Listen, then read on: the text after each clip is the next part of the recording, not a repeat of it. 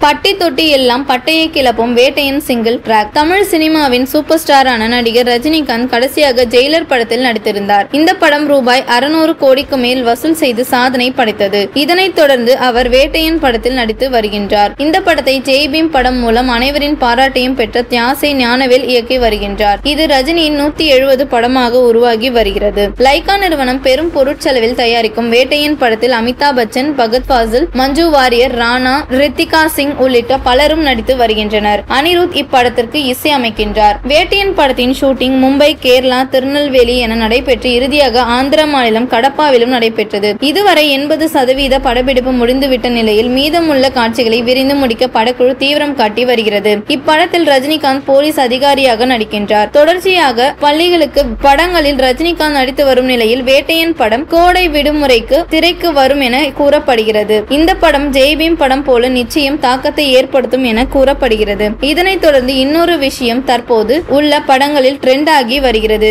அதாவது படம் வெளிவதற்கு முன்னாடியே அந்த படத்தில் உள்ள ஒரு பாடலை தூக்கலாக காட்டிவிட்டு மக்கள் மனதில் இடம் பிடித்து விடுகிறது. அதே போல வேட்டையன் படத்திலும் ஒரு தரமான குத்தாட்டம் வேண்டும் என்பதற்காகவே தமன்னாவை மிஞ்சும் அளவிற்கு ஒரு நடிகை ஆடியிருக்கின்றார். இதன் மூலம் தற்போது வேட்டையன் படத்தில் ஒரு பாடலுக்கு சும்மா இறங்கி தாறுமாறாக குத்தாட்டம் போட போகின்றார்.